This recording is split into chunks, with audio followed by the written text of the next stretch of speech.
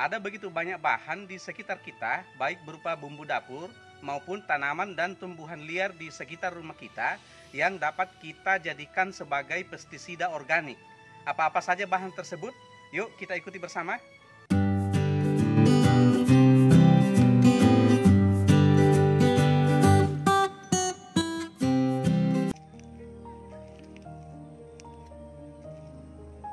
Halo teman-teman, jumpa lagi dengan saya, Jomes.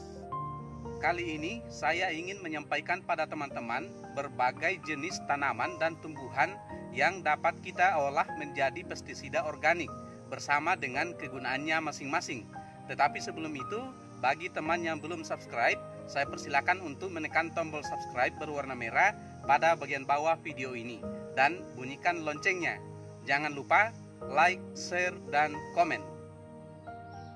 Bahan pertama yang dapat kita jadikan sebagai bahan pestisida organik adalah bumbu dapur yang begitu mudah kita dapatkan, yaitu bawang putih. Bawang putih sudah lama terkenal sebagai bahan pestisida organik yang sangat ampuh.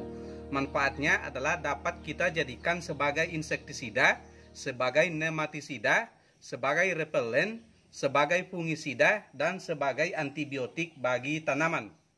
Bahan kedua yang dapat kita jadikan sebagai bahan pestisida organik masih belum jauh dari bumbu dapur, yaitu bawang merah.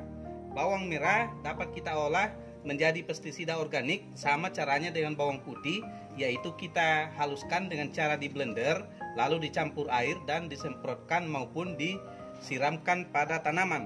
Bawang merah berfungsi sebagai repelen atau sebagai penolak hama dan sebagai pengendali serangga pada tanaman. Bahan yang ketiga adalah kunyit. Ini adalah pohon kunyit di samping rumah saya, dan ini adalah umbi kunyit yang sudah saya siapkan. Kunyit ini juga sangat bagus untuk kita olah menjadi pestisida dengan cara kita hancurkan dan kita blender dan kita semprotkan maupun disiramkan pada tanaman.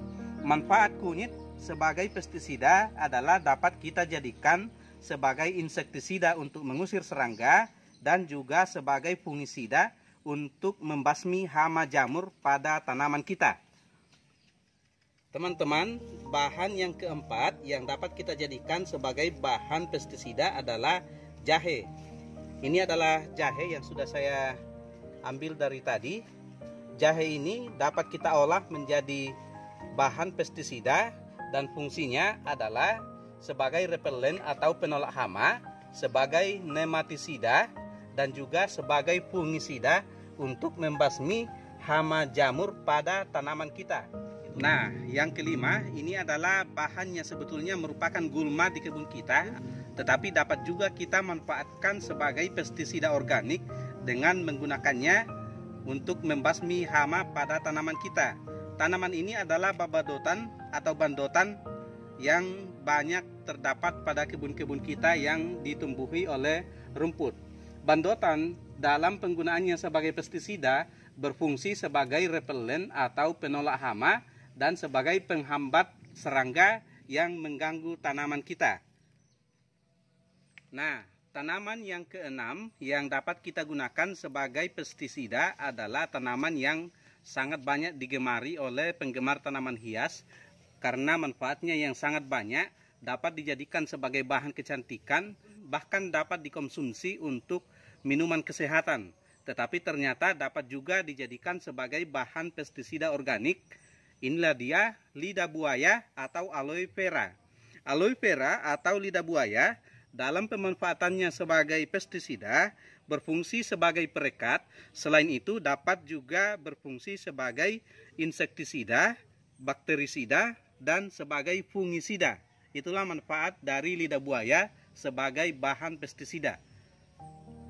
Nah, teman-teman, tanaman atau tumbuhan yang ketujuh yang dapat kita olah menjadi pestisida organik adalah daun gamal. Daun gamal ini ternyata selain dapat dijadikan sebagai pakan hewan ternak, ternyata juga dapat dijadikan sebagai bahan pestisida.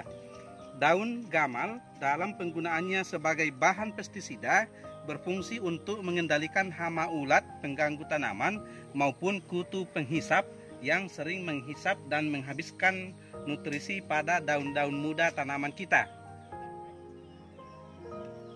Tanaman yang kedelapan yang dapat kita jadikan sebagai bahan pestisida adalah sirsak. Manfaat daun sirsak sebagai pestisida adalah sebagai insektisida, antividen atau penghambat makan, sebagai repelen atau penolak hama, dan sebagai racun kontak. Jadi begitu tersentuh oleh hama, maka hamanya biasanya langsung mati. Tanaman atau tumbuhan yang kesembilan yang dapat kita jadikan sebagai sumber pestisida organik adalah mengkudu. Mengkudu dalam penggunaannya sebenarnya dapat kita jadikan sebagai obat untuk berbagai macam penyakit, tetapi ternyata dapat juga kita jadikan sebagai sumber pestisida organik. Manfaat mengkudu sebagai pestisida organik berfungsi sebagai insektisida untuk mengusir hama serangga. Bagian dari tanaman ini yang dapat kita gunakan adalah buah, daun, dan akarnya. Nah, tumbuhan yang ke-10 yang dapat kita jadikan sumber pestisida organik adalah sambiloto. Sambiloto ini sebetulnya lebih terkenal sebagai obat-obat herbal untuk menyembuhkan berbagai macam penyakit. Tetapi ternyata dapat juga kita olah menjadi bahan pestisida organik. Penggunaan sambiloto sebagai pestisida organik bermanfaat sebagai repelen atau penolak hama pada tanaman kita. Nah, tumbuhan yang ke-11 yang dapat kita jadikan sebagai sumber pestisida adalah jeringau atau delingo, atau di Sulawesi disebut sebagai karyango. Jeringau ini ternyata selain sebagai obat-obat tradisional, juga sangat ampuh dijadikan sebagai pengusir hama tertentu. Nah, hama yang dapat diusir dengan karyango adalah hama wereng coklat yang sering mengganggu tanaman padi kita di sawah. Itulah sebabnya jeringau ini sangat bersahabat dengan petani padi atau petani sawah. Oke teman-teman, bahan yang ke-12 yang dapat kita jadikan sebagai bahan pestisida adalah tembakau. Karena saya tidak punya tumbuhan tembakau dalam keadaan hidup atau dalam keadaan segar, maka tembakaunya terpaksa dibeli di pasar. Ini tembakau iris dengan merek dagang. Tembakau ini sangat ampuh untuk dijadikan sebagai salah satu sumber pestisida organik. Tembakau dalam penggunaannya sebagai pestisida organik berfungsi sebagai insektisida, sebagai fungisida, dan sebagai akarisida. Tumbuhan yang ke-13 yang dapat kita jadikan sebagai sumber pestisida organik adalah brotowali. Nah, bagi yang masih penasaran bagaimana model brotowali, ini dia. Ini adalah batangnya yang penuh dengan duri-duri tumpul. Ini dia. Dan ini adalah penampakan daunnya. Sayang ini daunnya ada bercak-bercak kuning. Ini daunnya yang bagus. Brotowali ini selain dapat dijadikan sebagai obat tradisional, ternyata juga dapat dijadikan sebagai sumber bahan pestisida organik. Brotowali dalam penggunaannya sebagai pestisida organik berfungsi sebagai insektisida atau pengusir serangga. Nah, teman-teman, bahan yang ke-14 yang dapat kita jadikan sebagai pestisida adalah pinang. Bagian dari pinang yang dapat kita jadikan sebagai pestisida adalah buahnya.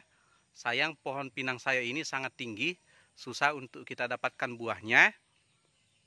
Karena bagian yang digunakan adalah buah, dan buah ini diolah menjadi pestisida dan manfaatnya adalah untuk membunuh gulma rumput atau sebagai herbisida.